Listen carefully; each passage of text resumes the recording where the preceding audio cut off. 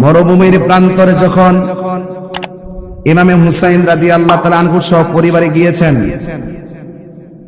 নিচে ছিল মরুভূমির বালি, উপরে ছিল উত্তপ্ত, উপরে ছিল এমন সূর্যের তাপ, মাঝখানে ছিলেন নবীর আওলাদ। মনে হয়েছিল আজকে সেই কারবালার ময়দানে আমরা অবস্থান করতেছি, ঠিক না বেটি? ডাইনে ইয়াজিদ বাহিনী, বামে ইয়াজিদের গোষ্ঠী, পিছনে ইয়াজিদের গোষ্ঠী, সামনে ইয়াজিদের গোষ্ঠী। কথা বলেন ঠিক কিনা? মাঝখানে আমরা হুসাইনি কাফেলা। কথা বলেন ঠিক কিনা? চতুর্দিকে ইয়াজিদের গোষ্ঠী। ইমাম হুসাইন রাদিয়াল্লাহু তাআলা আনহু বলেন, এ মুনাফিকরা, আমাদের গলা তো শুকিয়ে গেছে, কার জন্য তোরা পানি বন্ধ করলি? আলী আকবর ডাক দিয়া বলে, আব্বা, ও বাবা, আপনি কোনো চিন্তা করেন না, আপনি ময়দানে যাওয়ার আগেই তো আপনার বেটা ময়দানে যাবে। সুবহানাল্লাহ। ইমামে হুসাইন রাদিয়াল্লাহু তাআলা আনহুর তিনটা সন্তান, একজন হলো ইমামে আলী আকবর, আরেকজন হলো আলী আউসাদ, আরেকজন হলো আলী আসগর। একজন হলো আলী আকবর, আরেকজন আলী আউসাদ, আরেকজন আলী আসগর। আলী আসগরও শহীদ হয়েছে, আলী আকবরও শহীদ হয়েছে, আলী আউসাদ বেঁচে গিয়েছে। এই আলী আউসাতির নাম ছিল, কিন্তু ওনার নাম পরবর্তীতে জয়নাল আবিদিন হয়েছে। জোরে কন্যা সুবহানাল্লাহ। জাইনুন যুগিনা লিন-নাসি হুব্বু শাহাওয়াতি মিনান নিসা। যুগিনা, জাইনুন, জিনাতুন, এটার অর্থ হলো সৌন্দর্যমণ্ডিত। আর আবিদুন, আবিদিন, জয়নুল আবিদিন মানে হলো ইবাদতকারীদের মধ্যে সুন্দর ইবাদতকারী। জোরে কন্যা সুবহানাল্লাহ। এইদিকে আমি একটু পরে যাবো, ওয়াজটা একটা ঘরমার মধ্যে ফালাইলে।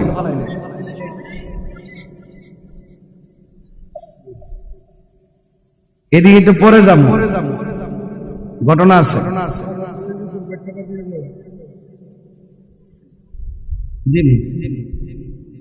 এজিদার কথা কয়ে যাবো, আচ্ছা, যদি সুযোগ পায় আর কি। মারহাবা, জোরে কন বাইরে। আলী আকবর ডাক দিয়া কয়, বাবা আপনি চিন্তা করেন না, আমি তো আছি। ইমামে হুসাইন রাদিয়াল্লাহু তাআলা আনহু বলেন, আলী আকবর, সবাই গেল, তোমারে যাইতে দিতাম না। কেন? কয়, আমার নাভি থেকে নিচ পর্যন্ত অংশটা হলো আমার নবীর মতো, আর তোমার চাচা ইমাম হাসানের নাভি থেকে মাথার তালু পর্যন্ত হলো তোমার, আমার নানা অর্থাৎ নবীর মতো। জোরে কন্যা সুবহানাল্লাহ।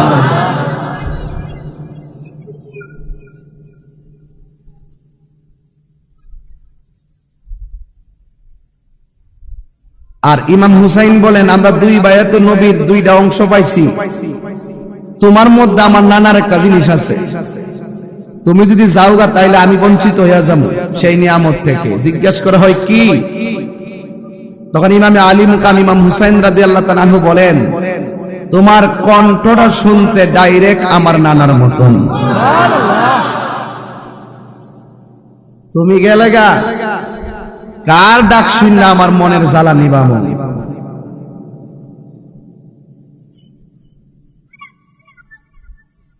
ইমামে আলী আকবর ডাক দিয়া বলতেছেন, বাবা আমি যদি না যাই, মদিনার নবী কি খুশি হবে না বেজার হবে?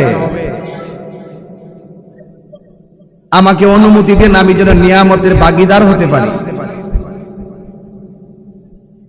ইমামে আলী আকবরকে এই কথা বলার পরে ডাক দিয়া বলতেছে,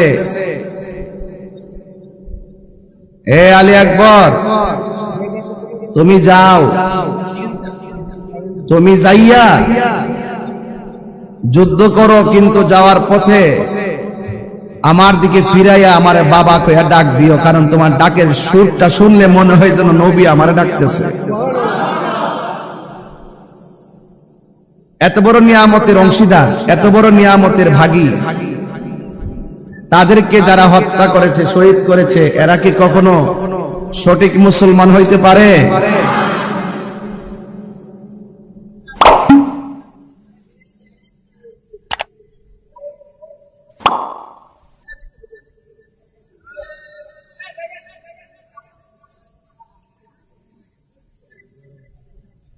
এরপরে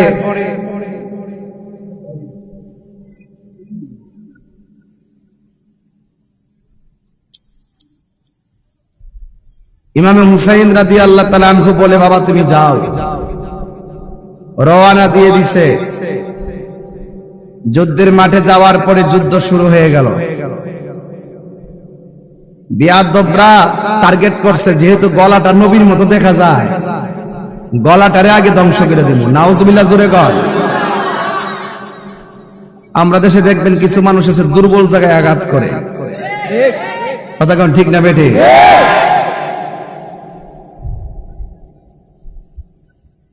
এরপরে ইমাম আলী আকবর যুদ্ধ করতেছে, বিয়াদবরা এসে তার কণ্ঠনালীর ভিতরে তীর ঢুকাইয়ে দিছে।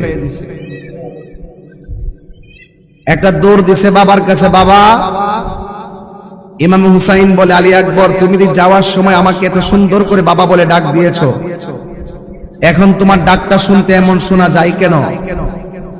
ইমাম আলী আকবর বলেন, বাবা ওরা আমার কণ্ঠটাকে শেষ করে দিছে। তবে আপনার কাছে জানতে চাই বাবা, জীবনে কোনো জিনিস চাই নাই, আমি আবার যুদ্ধের মাঠে যাব, আমাকে একটা জিনিস দেন। ইমাম হুসাইন রাদিয়াল্লাহু তাআলা আনহু বলেন, কি দিব? কয় আমার ভিতরটা শুকায় গেছে, আমার এক ফোঁটা পানি দেন। সুবহানাল্লাহ বলবেন না? তখন হুসাইন রাদিয়াল্লাহু তাআলা আনহু মনে মনে ভাবতেছেন, আমার মশকের ভিতরে পানি নাই, আমি এমন বাবা হয়েছি, সন্তান পানি চাই, পানি দিতে পারি না, ফুরাতে পানি আছে, পানি আনতে পারি না। হ্যাঁ ঠিক আছে, তুমি লম্বা হয়ে শুয়ে যাও, আমি তোমাকে পানি দিতেছি। লম্বা করে শোয়া দিয়া ইমাম হুসাইন রাদিয়াল্লাহু তাআলা আনহুর শুকনা জিহ্বাটা সন্তানের মুখের ভিতরে ঢুকাই দিছে। বলছে, আমার জিহ্বা থেকে তুমি পানি পান করো। ইমাম আলী আকবর বললেন, বাবা আমার তো বাবা আছে, বাবার নাম হলো হুসাইন, আসেন বলেই তো আপনার কাছে পানি চেয়েছি। ও আপনার তো বাবা নাই, আপনার বাবার নাম তো মৌলা আলী। আপনার বাবা নাই দেখেই বুঝি আপনি পানি চাইতে পারতেছেন না। আমি তো দেখতেছি আমার জিহ্বার চাইতে আপনার জিহ্বাটা আরো শুকায়া চৌচির হয়ে আছে। সুবহানাল্লাহ বলবেন না? বাবা পানি লাগবে না, আমাকে বিদায় দেন, আমার জন্য শাহাদাতে কারবালার পানি অপেক্ষা করতেছে। ইমাম আলী আকবর চলে গেছে বিদায় বেলায়, মাত্র অনলি ওয়ান পারসন, যার নাম হলো ইমামে আলী মুকাম ইমাম হুসাইন। শেষ ট্র্যাজেডি, হৃদয় বিদারক ট্র্যাজেডি। পৃথিবীর ইতিহাসে এই ঘটনা ঘটে নাই, কিয়ামত পর্যন্ত এমন ঘটনা ঘটবে না। আমি যখন গতকাল ভাদুগর আসছিলাম, মিটিং করার সময় শাহাদাতে কারবালা উপলক্ষে ইসলামী শহীদ দিবসের প্রোগ্রাম, আমি যখন শাহাদাতে কারবালার ঘটনাগুলো বলছি, তখন একজন ভাই কমেন্টস করছে যে আপনি তো শাহাদাতে কারবালা কি জিনিস এটি জানেন না, শাহাদাতে কারবালাতে আরো কত গুরুত্বপূর্ণ বিষয় ঘটছে, সেইগুলাকে আপনি বলতে পারেন না। তার আমি তারা কইলাম যে হ্যাঁ, আশুরাতে অনেক ঘটনাই ঘটছে, ঘটতে যাইয়া যে ঘটনার সবগুলা ঘটনা ঘটছে ওকে, সবগুলো মর্যাদাবান ঘটনা ওকে, সবগুলো পরীক্ষিত ঘটনা ওকে, কিন্তু সবচাইতে বড় পরীক্ষা ছিল কারবালার পরীক্ষা। কথা বলেন ঠিক না? যাদের ব্যাপারে ঘটনা হয়েছে তারা কারা? ইমাম হুসাইন রাদিয়াল্লাহু তাআলা আনহু। হুসাইন রাদিয়াল্লাহু তাআলা কে? আহলে বাইতের অন্যতম সদস্য মা ফাতেমাতুজ জোহরা রাদিয়াল্লাহু তাআলা আনহার সন্তান, শেরে খোদা মৌলা আলী রাদিয়াল্লাহু তাআলা আনহু, যিনি খানায় কাবাজার জন্ম, যার প্রথম খাবার হলো নবীর থুতু মুবারক, যার যার প্রথম দেখা হলো নবীর চেহারা মুবারক, যার প্রথম স্লোগান হলো ইয়া রাসূলুল্লাহ, যিনি ছোট থেকে নবীর কাছে লালিত পালিত হয়েছেন, যিনি কখনো হারাম স্পর্শ করে নাই, যিনি হলো জান্নাতের সরদার, তার সরদারের সরদারকে ওই ইমাম আলী মুকামকে তারা নির্মমভাবে 72 জন সৈনিক 72 জনকে যে নির্মমভাবে শহীদ করেছে, এমন হৃদয় বিদারক ঘটনা পৃথিবীর ইতিহাসে হয়নি এবং হবে না। সে আমাকে কমেন্টস করে, আমি আশুরা বুঝি না, আমি বুঝি না, তুমি বুঝো। যাদেরকে না মানলে ইমানদার হওয়া যায় না, যাদেরকে মহব্বত না করলে ইমানদার হওয়া যায় না। ওই আহলে বায়াতের কথা বলবো না তো কার কথা বলবো? আহলে বায়াত বেহেশতের গেটে থাকবে, চাবি নিয়ে নিয়ে থাকবে। সেই আহলে বায়াতের মর্যাদা কত! ইন্নামা ইউরিদুল্লাহু লিইউযহিবা আনকুম রিজসা আহলাল বাইতি ওয়া ইউতাহহিরাকুম তাতহীরা। আহলে বায়াত হলো তেমন, ইন্নামা ইউরিদু, আল্লাহ পাক ইচ্ছা করেছেন এই আহলে বায়াতকে রিজিস থেকে পবিত্র রাখবেন, যাদের পবিত্রতার ব্যাপারে আল্লাহ পাক নিজে জিম্মাদারি নিয়েছেন। জোরে কন্যা সুবহানাল্লাহ। সেই নবীর বংশ, নবীর আওলাদকে নির্মমভাবে শহীদ করে দিয়েছে। তোমার দরদ লাগে না কেন? তুমি এজিদের ট্যাবলেট খাইছো।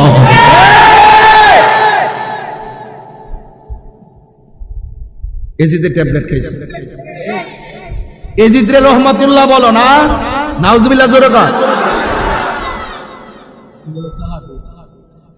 আবার ওই গত সপ্তাহ শুনতেছি আমরা এলাকায় একটা ভালো ছেলে, সেও বলতেছে এজিদ বলে সাহাবী ছিল। আবার ওই দিকটা আমাদের আলাউদ্দিন জিয়াদি সাহেব এক মসজিদে গেছে নামাজ পড়তো, সেই মসজিদের মধ্যে এক ইমাম সাহেব ওয়াজ করতেছে যে এজিদ বলে সাহাবী ছিল। পরে উনি ধরছে, এই দিকটা আবার আমিও ধরছি, এজিদ বলে সাহাবী ছিল। নাউজুবিল্লাহ জোরে কর। এরা ইতিহাস জানে না, না জানি না। ওই এজিদের ওই যে এজিদ পন্থী যত ইতিহাসের লেখাগুলো আছে না, এইগুলোই পরে আর মানুষের ভুল বুঝায়। কথা কোন ঠিক না বেঠিক? নবী পাক ইন্তিকাল হইছে 11 হিজরিতে। কত হিজরিতে? আর এজিদের জন্ম হইছে 26 হিজরিতে। তাহলে এজিদ কি নবীরে দেখছে? সাহাবী হইতে গেলে নবীকে ঈমানের সাথে দেখতে হবে এবং ঈমানের সাথে ইন্তিকাল করতে হবে, নবীকে 100% বিশ্বাস করতে হবে, নবীকে স্বচক্ষে দেখতে হবে। এটা হলো সাহাবী হওয়ার শর্ত। যেই এজিদে নবীর ইন্তিকাল হলো, নবী ইন্তিকাল হলো 11 হিজরি, 10 হিজরি পর লাস্টের দিকে, অথবা মতান্তর 11 হিজরিতে। আর ওই এজিদের জন্ম হইল 26 হিজরিতে। তাহলে এজিদ কি নবীরে দেখছে? এই রোহিঙ্গার গোষ্ঠী, কথা কোন ঠিক না বেঠে? তাহলে এজিদ কি নবীরে দেখছে? যে নবীরে দেখে নাই, নবীর উপরে ঈমান আনে নাই, সে কি সাহাবী হইতে পারে? এই প্রতিবাদ যখন আমি করি, তখন অনেকে বলে যে তাহির হুজুর গরম ভাষায় কথা কয়। আমি কি গরম ভাষায় বললাম না নরম ভাষায় বললাম? আমি নরম ভাষায় ইতিহাসটা বুঝাইয়া গিয়া কপালটার ভিতরে ডাইলা দিয়া গেলাম। আল্লাহ যদি হৃদয়টারে উজালা কইরা দে। কথা কোন ঠিক না?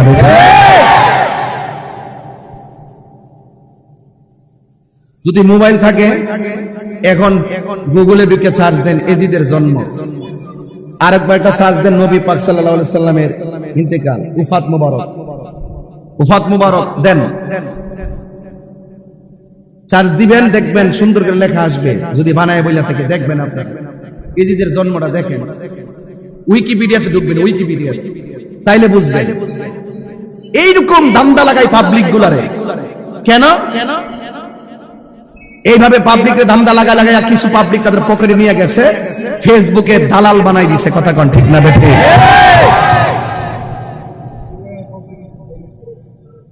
এগুলোই পরে বিষাদ সিন্ধুর অনেক তথ্য এদিক সেদিক আছে। কথা বলেন ঠিক না বেঠিক? আল্লামা শফিউল করবী রহমাতুল্লাহ আলাইহির শামে কারবালা পড়বেন, সঠিক তথ্য পাবেন রেফারেন্স সহকারে। কথা বলেন ঠিক কি না? বৃষ্টি পড়ে নাকি?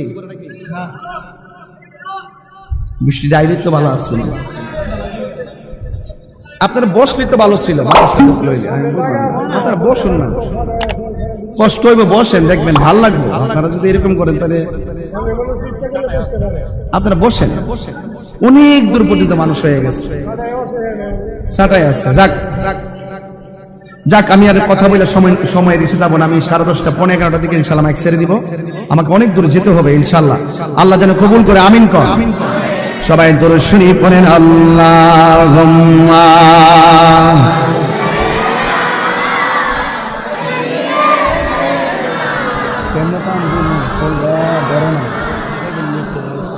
মনে হয় গরম লাগা।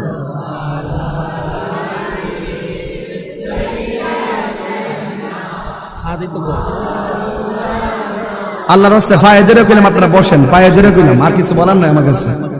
এই সামনে জায়গাটা ব্লকটা বন্ধ কর, মানে বসে গেলে বাতাসটা ঢুকবে ভিতরে ইনশাআল্লাহ। একটা জবান বন্ধ রাখবেন না, মহব্বতে মায়ার সুরে বলুন সুবহানাল্লাহ।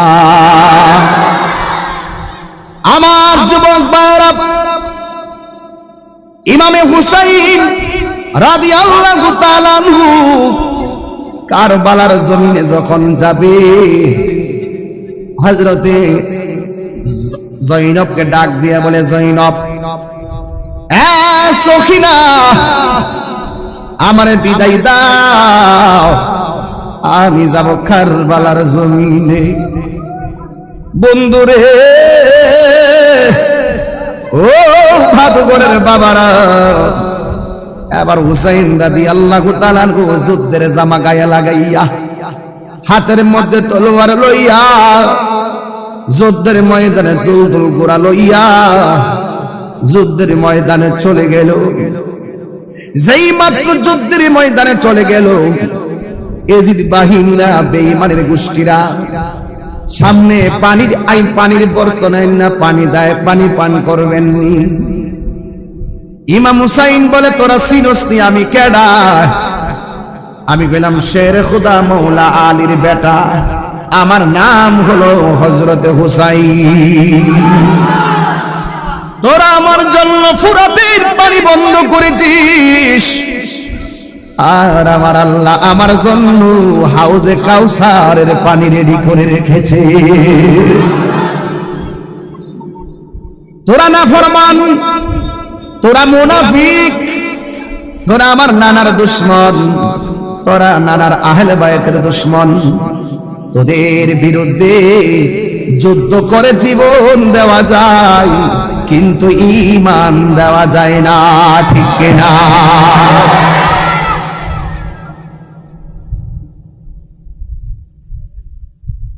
এ আমার বন্ধু, ইমামে হুসাইন রাদিয়াল্লাহু তাআলা আনহু যুদ্ধের ময়দানে গেছে গো। যাওয়ার পরে বের দিল, বের। এ বন্ধু, এবার আইসা ডাক দিয়ে কয়, এখনো সময় আছে, আত্মসমর্পণ করো। তোরা চিনসনি আমি কেডা? আমি কইলাম, রাহমাতুল লিল আলামিনের নাতি ইমাম হুসাইন। জীবন দিব কিন্তু ঈমান দিব না। বুকের মধ্যে চাপ দিয়া বৈশা গেছে, এমন ভাবে বের দিয়ে পড়ছে, এতগুলো আঘাত লাগলো ইমামে আলী মুকামের বদন মোবারকে। এতগুলো আঘাত লাগলো রে বন্ধু। এই আঘাতগুলা নিয়ে তিনি মাটিতে লুটে পড়লেন। চোখের মধ্যে আপনজনের রক্তের দৃশ্য, আর কলিজাটার মধ্যে পানি নাই, শাহাদাতের তামান্না। এইভাবে যখন মাটির মধ্যে পড়ে গেছি, বিয়াদব বাইশা বুকের মধ্যে চাপ দিয়া বসে গেছে। ইমাম হুসাইন বলে, আমার বুকের মধ্যে এমন ভাবে চাপ দিয়া বস না, আমার এই সিনাটা আমার নানার সিনা মুবারকের সাথে 1000 বার লেগেছে।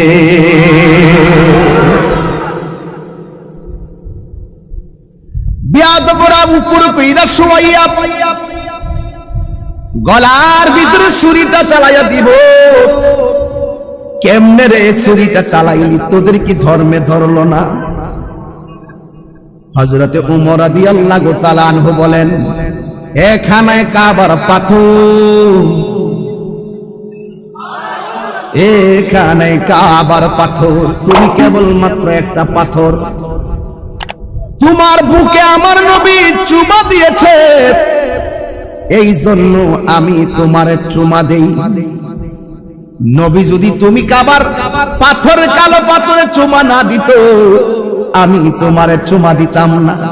নবী তুমি পাথরে চুমা দিয়েছে, এই জন্য আমি তুমি পাথরে চুমা দেই, নাইলে কোনদিন আমি চুমা দিতাম না।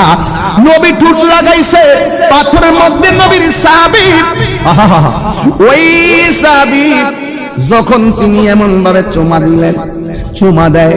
এখন আমার প্রশ্ন হলো, একবার নবী পাথরে চুমা দিছে, কিয়ামত পর্যন্ত হাজী সাহেবানরা খানায় কাবায় যায় পাথরের মধ্যে চুমা দিবে।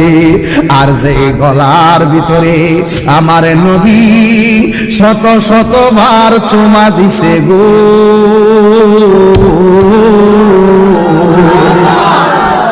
যেই গলার ভিতরে আমার নবী এতবার চুমা দিছে, এই গলার ভিতরে তোরা কেমনি ছুরি চালায়া দিবি? একবার কি তোদের বিবেকে ধরলো না? ইহুদিরা যদি ঘটনাটা ঘটাইতো, মনটার মধ্যে বুঝ দিতাম। খ্রিস্টানরা যদি ঘটাইতো, মনটার মধ্যে বুঝ দিতাম। একদল ঘটনাটা ঘটাইছে, মুখের মধ্যে দাড়ি, মাথার মধ্যে পাগড়ি, মাথার মধ্যে টুপি, 5 ওয়াক্ত নামাজি, ফুরাতের পানি দিয়া উযু গোসল কইরা নবীর আওলাদের গলায় ছুরি চালায়া দিছে। এরা কি কখনো খাঁটি মুসলমান হইতে পারে?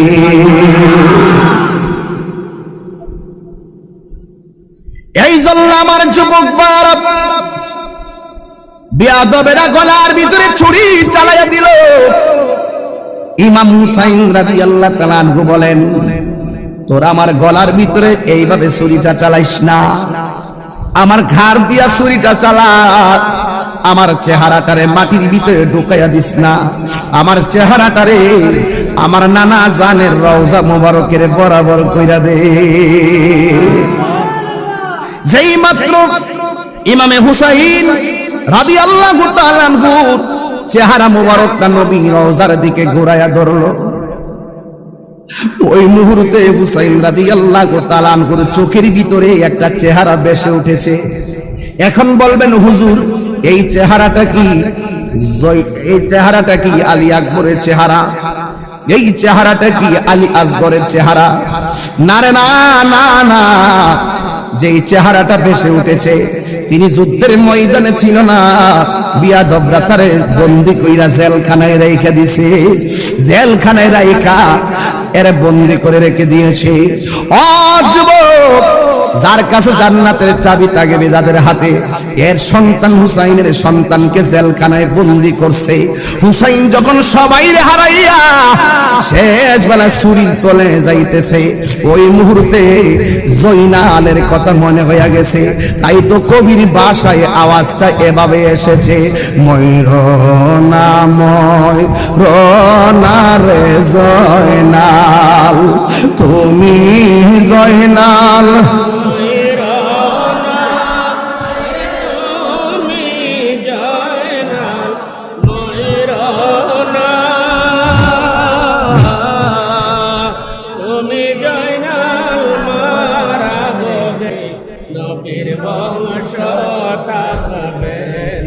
মহরমের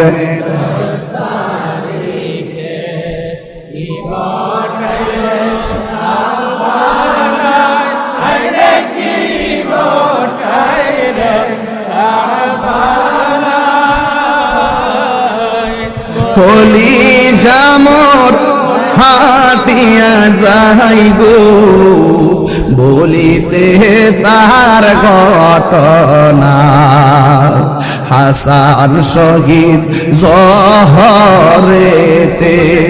হোসেন শহীদ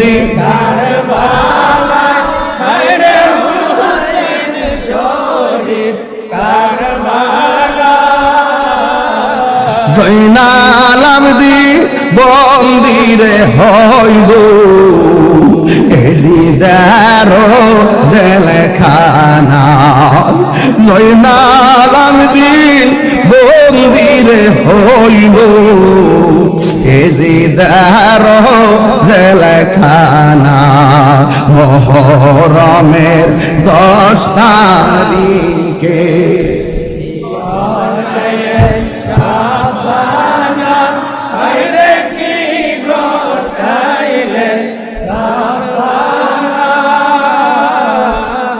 কলি জামুর ফাটিয়া যাই রে বলিতে তার ঘটনা একটা জবান বন্ধ রাখবেন না মহব্বতে মায়ার সুরে বলু সুবহানাল্লাহ এ যুবকের দল সেই দিন উম্মে সালমা বলেন আমি স্বপ্নে দেখলাম আমার নবী আমার ঘরের মধ্যে এসেছেন দেখলাম নবীর দাড়ি মুবারকের মধ্যে ধুলা মুবারক আমি দেখলাম নবীর চুল মুবারকের মধ্যে ধুলা মুবারক আমি দেখলাম নবীর বদন মুবারকে ধুলা মুবারক উম্মে সালমা ডাক দিয়ে নবী গো নবী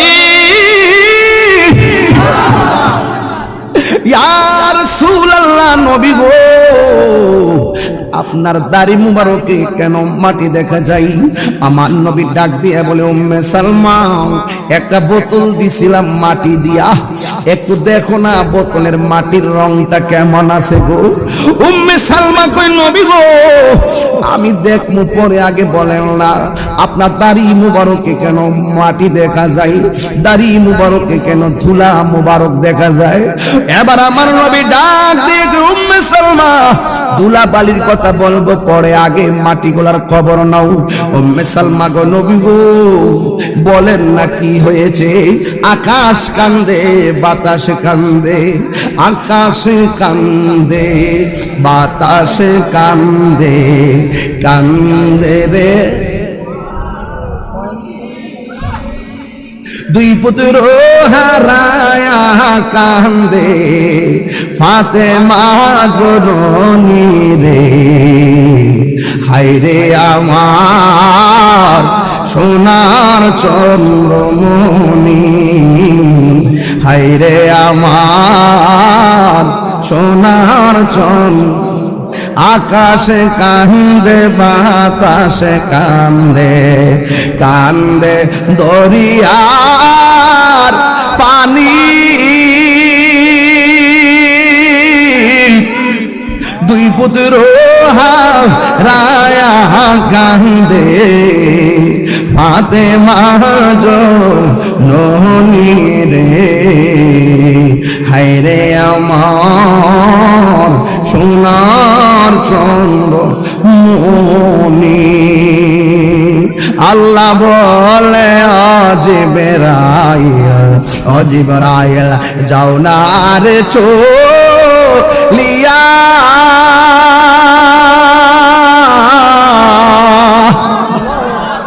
আরে 70,000 ফেরেশতা নামাও জানাজার লাগিয়া রে হায়রে আমার সোনার চন্দ্রমণি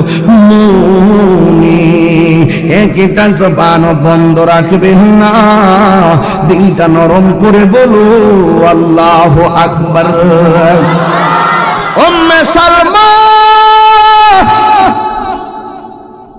ও উম্মে সালমা মাটিগুলা কেন দেখা যায় জাননি যখন আমার হুসাইন রে গলার মধ্যে ছুরিটা চালাইয়া দিব ওই মুহূর্তে হুসাইন তলোয়ারের নিচে পইরা আমাকে যখন নানা গো কইয়া ডাক্কা মারছে আমি আর মদিনায় থাকতে পারি নাই আমি কারবালায় যাইয়া আমার নাতিরে যে আমি এমন ভাবে দইরা গড়াগড়ি খাইছি কারবালার দোলাবালি গুলো আমার শরীরে লাইগা রইছে আল্লাহু আকবার বলেন পরিষ্কার ভাষায় বলতে চাই ভাদগড়বাসী কাউতলীবাসী পরিষ্কার ভাষায় বলতে চাই ইমামে আলী মুকাম যখন কারবালায় নানা গো কইয়া ডাক দিয়েছে আমার নবী ওই কারবালায় এসে হুসাইনকে জড়িয়ে ধরেছেন গড়াগড়ি খেয়েছেন আমিও প্রমাণ করে দিতে চাই এই ভাদগড়বাসী যদি আমরা ওই হুসাইনের জন্য যদি আজ চোখের পানি ঢালাইয়া হুসাইনকে মহব্বত দেখে যদি আমার নবীকে ডাকতে পারি ভাদগড়ের ভাঙ্গা করে আমার নবীর স্বপ্নের করে আমাদের সাথে দেখা দেওয়ার ক্ষমতা নবীর আছে না না Allah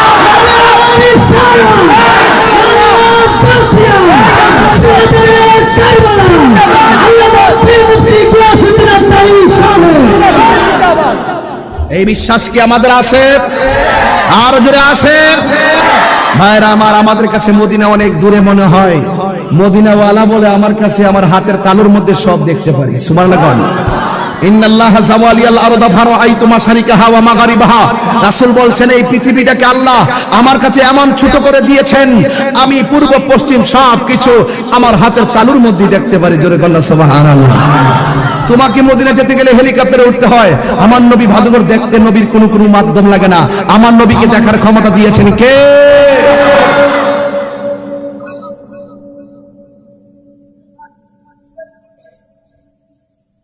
কষ্ট হচ্ছে আপনাদের? না করলে আমি বুঝি আসলে অনেক গরম। যাক, আমি বেশি জোরে চিল্লাবো না, তবে আওয়াজ করে বলুন আমরা কি ইয়াজিদি না হুসাইনি? আরো বড় করে বলুন। সন্দেহ আছে? সন্দেহ আছে? বাস, তাইলে নবীর দিদার পাবেন। এটা শান্তির পথ, আহলে বায়াত শান্তির পথ, আহলে বায়াত মুক্তির পথ, আহলে বায়াত সাধনার পথ, আহলে বায়াত বেলায়েতের পথ। কথা বলেন ঠিক না বেঠিক?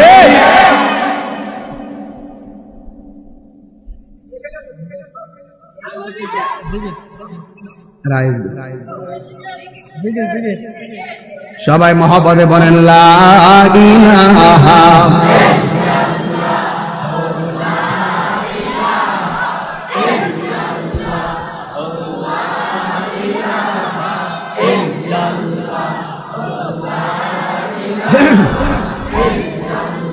লা ইলাহা ইল্লাল্লাহু মুহাম্মাদুর রাসূলুল্লাহ সাল্লাল্লাহু আলাইহি ওয়াসাল্লাম। মহব্বতে বলুন সুবহানাল্লাহ। বন্ধুরে আমার, ও বাধগর নাসিরপুরের বন্ধুরা, নাই নাই ইমামে হুসাইন রাদিয়াল্লাহু তাআলা আনহু নাই, ওই কল্লা কেটে ফেললো ওই খুলি ইবনে জিয়াদ। আমার হুসাইন রাদিয়াল্লাহু তাআলা আনহুর কল্লা মোবারকটা বর্ষার মাথার মধ্যে নিয়েছে। জুরে কন্না নাউজুবিল্লাহ। কিসের মাথায়? বর্ষার আগায়, বর্ষার আগায় নিয়ে গেছে। আহা, গভীর মনোযোগ। হুসাইন রাদিয়াল্লাহু তাআলা আনহুর মাথা মুবারক তারা বর্ষার মাথায় নিয়ে গেছে। এবার রাস্তা দিয়া হেঁটে হেঁটে যায়। যেই লোকটা বর্ষার মাথার মধ্যে মাথা মুবারকটা তুলেছে, ওই লোকটা রাস্তা দিয়া যাচ্ছে, আর মানুষ ওই কাল্লা মুবারকের দিকে তাকিয়ে আছে। যুবকের দুল ইন্দিমিন টাইমে ওই কল্লা মুবারকের দিকে তাকিয়ে আছে। এবার এলাকার মানুষগুলা বলতেছে, আমরা যেই মাত্র দেখছি বর্ষার মাথার মধ্যে কল্লা মুবারকটা লাগাইছে, আমরা তাকায় দেখতেছি হুসাইন রাদিয়াল্লাহু তাআলা আনহুর কাটা কল্লার জবান মুবারক থেকে সূরা কাহাফের কোরআন তেলাওয়াতের আয়াত শোনা যাইতেছে। যুবক ভাইরা, আল্লাহর পথে যারা জীবন দেয় ওরা মরা নয়, ওরা হলো জিন্দা।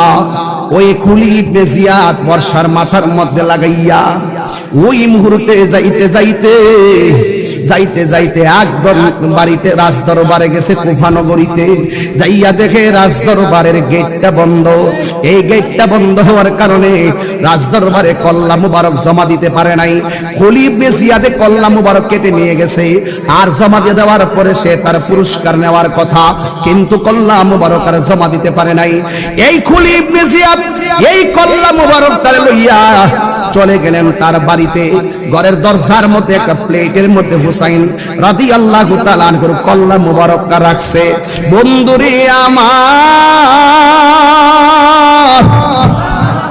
ও নাসিরপুরের বাবারা, ওই কল্লা মুবারকটা রাখছে, রাইকা ঘরের ভিতরে ঢুকছে। যাইয়া দেখে রাতের বেলা স্ত্রী শুইয়া রইছে। স্ত্রীকে যাইয়া ডাক দিয়া বলে, ও শুনো, স্ত্রীর নাম হলো নওয়ার, স্ত্রীর নাম হলো নওয়ার।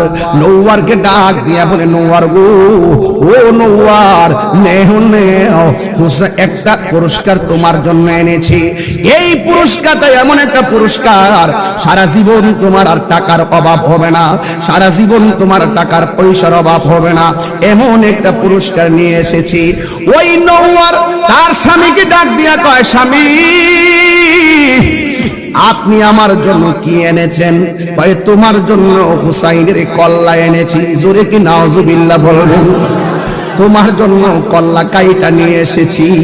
এই কল্লাটা জমা দিতে পারলে আমরা অনেক টাকা পেয়ে যাব। ওই নওয়ার তার স্বামীকে ডাক দিয়ে কয়, স্বামী গো, কি বলেন? স্বামী স্ত্রীর জন্য স্বর্ণ আনে, গয়না আনে, কত পুরস্কার নিয়ে আসে, আর আপনি এমন একটা কল্লা মোবারক এনেছেন যিনি হলো নবী পাকের আদরের নাতি। জোরে কন্যা আল্লাহু আকবার। যিনি হলো নবী পাকের আদরের নাতি, জান্নাতি যুবকদের সর্দার, তার কল্লাটা কাইটা আমার কাছে আইতেছেন, পুরস্কারের কথা বলছেন। ও স্বামী আমার, আমার পুরস্কার লাগবে না, তবে আমি আপনার একটা পুরস্কার দিতে চাই। কয় কি পুরস্কার? কয় আমি তো আপনার স্ত্রী। কয় হ, তুমি আমার স্ত্রী। এ স্বামী, নবীর আওলাদের গলা কাটার কারণে আর আমার বাড়িতে আনার কারণে আমি আপনার স্ত্রী, আপনার সংসার থেকে চিরদিনের জন্য বিদায় হয়ে গেলাম। এই নাফরমানের সংসার আমি করব না। এইভাবে নওয়ার ঘরের ভিতর দিকে বের হয়ে গেছে, বের হইয়া ঘরের দরজার মধ্যে এসেছে। বন্ধুরে আমার, এবার ঘরের দরজায় আইসা দেখতেছেন ওই কল্লা মুবারকটা ঘরের দরজার মধ্যে রেখেছে। এবার ওই নওয়ার কয়, আমি যখন হুসাইনের কল্লাটা দেখলাম, আমি তাকাইয়া দেখলাম হুসাইন রাদিয়াল্লাহু তাআলা আনহুর কল্লা মুবারক থেকে নূরের আলো বের হইতেছে। শুধুমাত্র তাই নয়, আমি দেখলাম এইগুলা গাছের ডালের পাখি নয়, আমি দেখতেছি আসমানি পাখি হাজির হইয়া গেছে। ওই পাখির গায়ের রং হলো সাদা। আমি দেখতেছি কল্লা মুবারকের চতুর্দিকে সাদা সাদা পাখিগুলো গুইরা গুইরা হুসাইনের কল্লা মুবারকের তাওয়াফ করতেছে। নওয়ার ডাক দিয়ে বলেন, আমি দেখেছি কল্লা মুবারকটা শুধু আলো শুধু আমার ঘরের মধ্যে দেয় না, আমি তাকাইয়া দেখলাম এই নূর, এই কল্লা মুবারকের নূরের আলো মুবারক থেকে এমন ভাবে নূরের বাতি জ্বলতেছে, এই দুনিয়ার জমিন থেকে আসমান পর্যন্ত এই নূরের আলোতে সব আলোকিত হয়ে গেছে। জোরে গে আল্লাহু আকবার বলা যাবে না? যে মাথা কি না না না, ওহে কোফাবাসী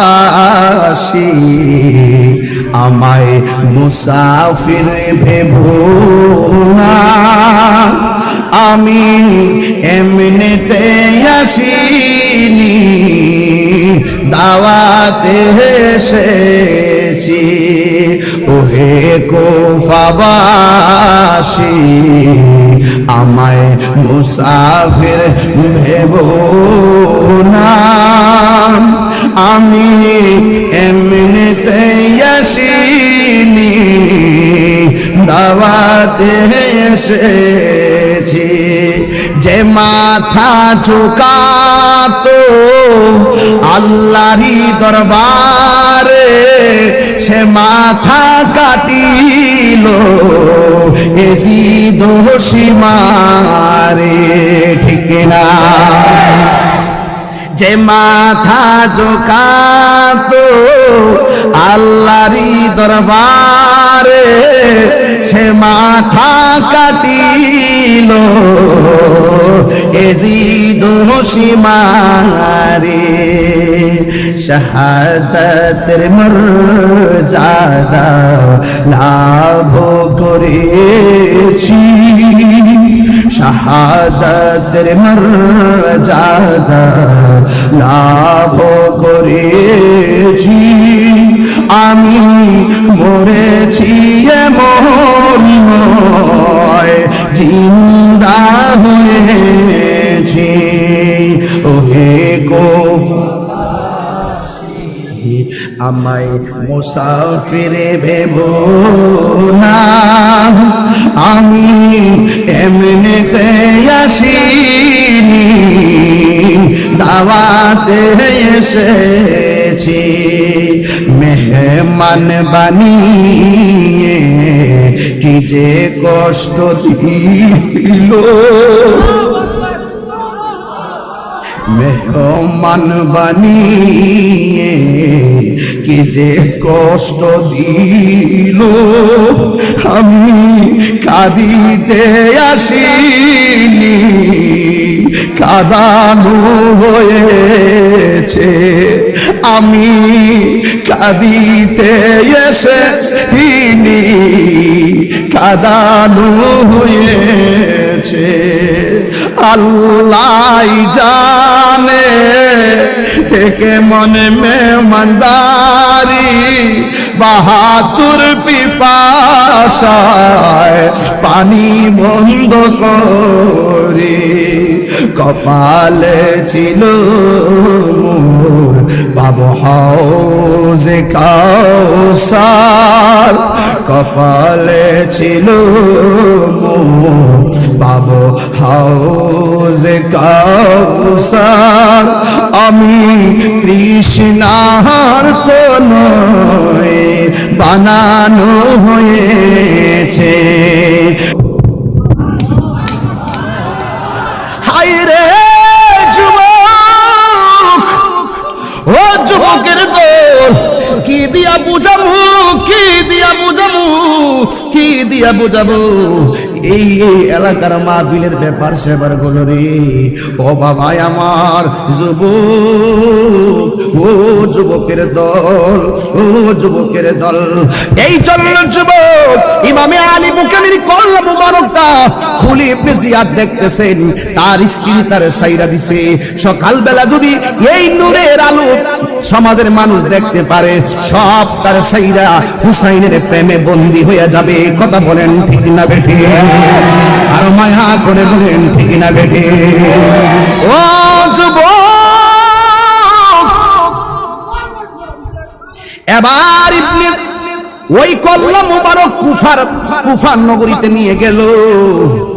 এবার যাওয়ার পরে বাজারের অলিতে গলিতে কুফা নগরীতে ইমামে আলী মুকামের কল্লা মুবারকটা যখন নিয়ে গেল, আর ওই দিক দিয়ে নবীর আওলাদ জাইনাল আবেদিন জেলখানার ভিতরে বন্দী, এই দিক দিয়ে হুসাইনের কল্লা মুবারক মার্কেটে আনলো। আর ওনার পরিবার সকিনা, ওনার মেয়ে হলো সকিনা, ওনার মেয়ে বোন হলো জৈনব, স্ত্রী হলো শহরবানো। এদেরকেও বাজারের মধ্যে তুলছে, যাদের পর্দা কোনোদিন লঙ্ঘন হয় নাই, ওরা সীমা লঙ্ঘন করতে করতে মহিলাদেরকে পর্যন্ত বাজারে তুলছে। বর্ষার মাথার মধ্যে কল্লা মুবারকটা লাগাইয়া ঘোষণা করে দিছে। ইবনে জিয়াদে কয়, এ কুফাবাসী দেখছুনি, আমরা সঙ্গে বাহাদুরি করলে জীবন দিতে হয়, আমরা সঙ্গে বাহাদুরি করলে পানি বন্দি থাকতে হয়, আমরা লগে বাহাদুরি করলে মারার পরে বর্ষা মাথার উপরে তুলতে হয়, আর কোনোদিন আমাদের সঙ্গে বাহাদুরি করবা না। এই কথা বইলা বইলা ইবনে জিয়াদে বাজারের মধ্যে কল্লা মুবারকটা ঘুরাইতাছে। আর এই দিক দিয়া জৈনবের বাজারে ঘুরাইতাছে। কিছু কিছু মহিলা, অনেকগুলা মানুষ ঘরের দরজা দিয়া ছায়া ছায়া কাঁদতেছে। কিছু কিছু মহিলা ওই মার্কেটের ছাদের উপরে ওইটা কান্দে। তোমরা আওলাদেরকে, নবীর আওলাদকে বল্লমের মাথায় তুলিও না, নবী আওলাদের মহিলাদেরকে বাজারে ঘুরাইও না। তাদের দুপাট্টা কোনোদিন ওপেন হয় নাই, দুপাট্টা দিয়া তারা জীবনে চলাফেরা করেছে। এই মহিলাগুলারে বাজারের মধ্যে ঘুরাইও না। চোখের পানি ফেলে যখন কান্দে, জৈনব তখন ডাক দিয়ে বলে, ঘুরারে একটু থাম, এদেরকে কিছু কথা কইয়া যায়। এবার ঘোড়া লইয়া ওই কুফা নগরীতে থাইমা গেল। জৈনব যারা ঘরের ভিতর থেকে কান্দে, ছাদের উপর দিকে ইয়া হুসাইন কইয়া কান্দে। জয়নব ডাক দিয়া কইয়া আহলাল কুফা আতাবকুনা, হে কুফাবাসী তোমরা কি কান্নাকাটি করতেছো? তোমরা কি মাতমগিরি করতেছো? তোমরা কাঁদবা না, এই চোখের পানি দিয়া হুসাইনের কপালের রক্ত মুছা যাবে না, ঠিক কি না?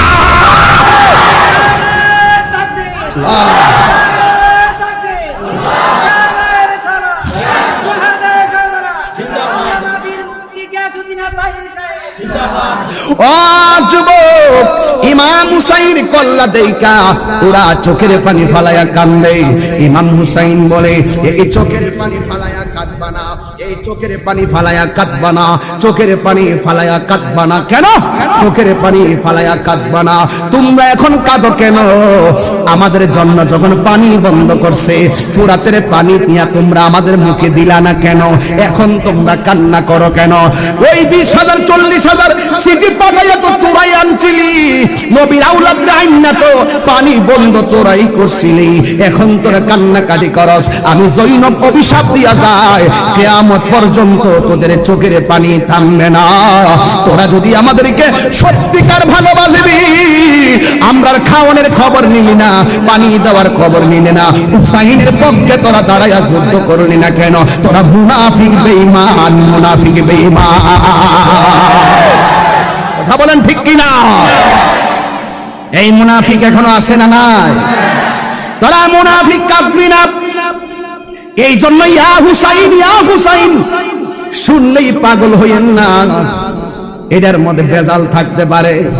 ইয়া আলী, ইয়া আলী শুনলেই পাগল হবেন না, ভেজাল থাকতে পারে। কথা বলেন ঠিক না বেঠি? ইয়া আলী, ইয়া আলী। আমরা দেশের মধ্যে কিছু মানুষ আছে মৌলা আলী, মৌলা আলী করতে করতে পাগল হইয়া যায়, পিঠের মধ্যে বাইরা মৌলা আলীর জন্য দিবানা হয়ে যায়। যে এইগুলা শিকল লইয়া পিঠের মধ্যে বাইরা, এরা সাহাবায়ে কেরামের বিরোধিতা করে। কথা বলেন ঠিক না?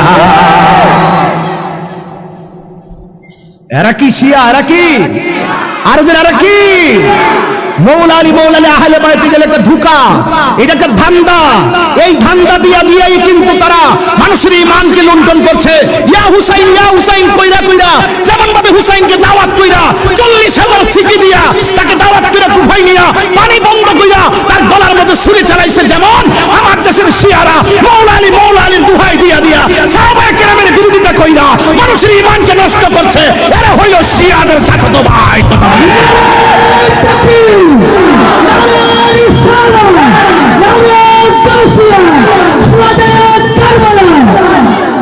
আমরা ইমাম হুসাইনকে মানি, ইমাম হাসানকেও, আমরা মৌলা আলীকে মানি, আমরা সকল সাহাবায়ে কেরামকে মানি। টুকা দিয়া দেখবেন, যেটার মধ্যে দেখবেন সমস্যা, মৌলা আলীর মানে সাহাবীর মানে না, সাহাবায়ে কেরামকে মানে আবার মৌলা আলীর মানে না। আবার ইমাম হুসাইনের কথা বেশি বলে, কিন্তু ইমামের হাসানের নামও লয় না। কেন লয় না জানেননি? এটাও শিয়াদের একটা বাপজটামি। কথা ঠিক না বেটি? এই শিয়ারা, আমার কাছে দুই প্রকার শিয়া আছে। একটা হলো চুপা শিয়া, আর একটা হলো কট্টর শিয়া।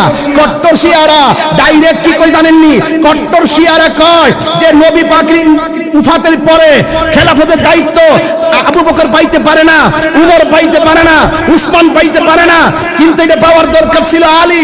এই কথা বলে বলে জাতিকে বিভ্রান্ত করে। এরা হলো কট্টর শিয়া।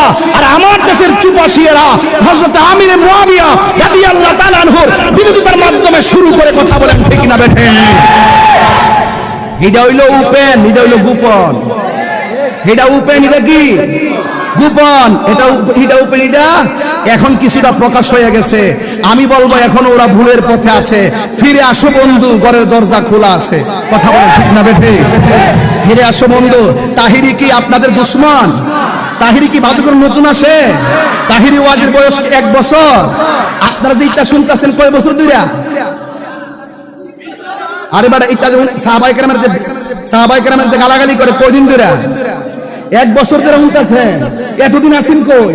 60 বছর আসিন কই? 70 বছর আসিন কই? সারা জীবন ও বুঝছি আমরা এলাকার ময়মুরিদের টিহাটোয়া নিয়ে গেছেন, আর লাখ ডলার কি ওহন মনে হয় ডলার খাইয়া কালার হল ডাইলেছেন। এশিয়ারা টাকা খায় ইরান থেকে, আর খারিজিরা টাকা খায় ইসরায়েল থেকে। একটা খায় ডলার, আর একটা হয় আসেনি আসেনি আসেনি এদের সাথে আমার কোনো সম্পর্ক আছে? শিয়ারও জাহান্নামী, খারিজিরও জাহান্নামী। কথা বলেন ঠিক না বেঠে? আর যদি এখন ঠিক কিনা বলেন। এখন আসেন, ওরার মুখে শুনবেন শুধুমাত্র ইয়া হুসাইন শুনবেন, চুপা শিয়ারের মুখে শুনবেন ইয়া আলী ইয়া আলী, আর কট্টর শিয়াদের মুখে শুনবেন হাই হুসেন হাই হুসেন। কেন করে জানেননি? কট্টর শিয়ারা হাই হুসেন দিয়া কার বিরোধিতা করে? ওই আবু বকর সিদ্দিক, উমর ফারুক, উসমান জুন নুরাইনের বিরোধিতা করে। আর আমার দেশের লোকেরা ইয়া আলী করে আমিরে মুয়াবিয়া রাদিয়াল্লাহু তাআলার বিরোধিতা করে। কিন্তু ইয়া হাসান বেশি কইতে শোনা যায় না। কেন জানেন? ইমাম হাসান তো আমিরে মুয়াবিয়া রাদিয়াল্লাহু তাআলার সাথে সন্ধি করছে, উনাকে মেনে নিয়েছে। এই জন্য তারা ইমাম হাসানকেই মানে না। যাও ইমান এটা উফরে মানে জুতার বাড়ি খাইবো দীক্ষা। কথা কোন ঠিক না বেঠি? এটা উফরে মানে ইমাম হাসান সন্ধি করছে। আরে নবীর আহলে বায়াতের চরিত্র শুনে যাও। ইমামে আলী মুকাম ইমামে হাসান সন্ধি করেছে, যুদ্ধ করে নাই, যুদ্ধের প্রয়োজন হয় নাই। ইমামে হুসাইন যুদ্ধ করেছে, সন্ধি করে নাই। কথা বলেন ঠিক না বেঠি? আমিরে মুয়াবিয়া রাদিয়াল্লাহু তাআলা আনহু যদি বিভ্রান্ত হইতো, যদি ওনার যদি খেলাফত যদি অবৈধ হতো, জুড়ে যদি দখল করতেন, যদি কোনো ষড়যন্ত্র করতেন, ইমাম হাসান যুদ্ধ ঘোষণা করতেন। ইয়াজিদ ষড়যন্ত্র করেছে, বেঈমানি করেছে, নাফরমানি করেছে, ইমাম হুসাইন যুদ্ধ করেছে, সন্ধি করে নাই। এই ছোট্ট কথাটা যারা বোঝে না, এরা নিঃসন্দেহে মাল খায়া টাল হয়ে গেছে।